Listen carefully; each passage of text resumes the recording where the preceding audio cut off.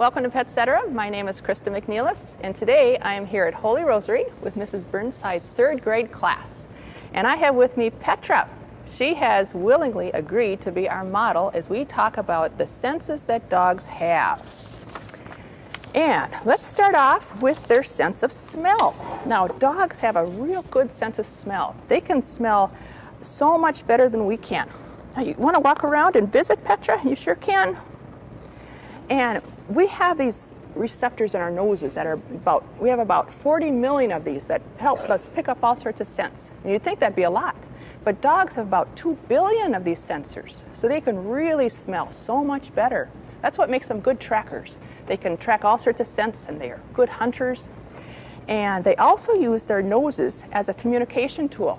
So they're out there sniffing the posts, sniffing the trees, and they're picking up a whole history of things that are happening out there. They can figure out what dogs have been there, what has happened before, and we just pass it up. We'd say, oh, it's just a post or a tree, but they're picking up all sorts of stuff that we can't even imagine. And also, let's talk about their sight for a little bit. Now, they have a good sense of sight, but they are almost all the breeds are nearsighted. Now, you'd think, well, why don't they wear glasses? But I haven't seen any wear glasses yet. And they can't see objects as clearly or as distinctly as we can, or they can't even see the same colors as we do, more of a shades of gray. But what they do have better than us is a wider peripheral vision. You know, we can see about a half circle of information. They can see wider than that. So when objects are moving, they're right on it. They can, if the rabbit is just sitting still, they don't see it as well, but as soon as it starts to move, they are right there.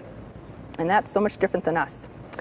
And also their night vision is superior to ours. The animals, they just dilate their eyes really big at night. And they also have this reflective layer at the back of their eye. Just like, you see a dog glowing, their eyes are glowing at night. Well, that's this reflective layer in the back of their eye that we don't have, and that helps them see better too.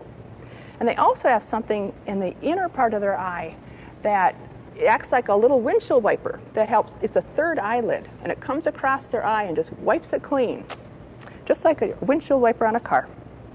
And next I'll talk about the hearing. And Petra's over there getting a lot of attention. Her ears are floppy ears, and even though she can hear really well with floppy ears, the dogs with upright ears can hear even better. And their dogs can hear about 4 times farther away, the sounds farther away than we can. And also a wider range of frequency. The higher tones, the lower tones, they can pick up on better than we can. And their ears are also designed better to pick up noises. The dogs have about 15 muscles in their ears to move them around. They can have one in the front, one in the back.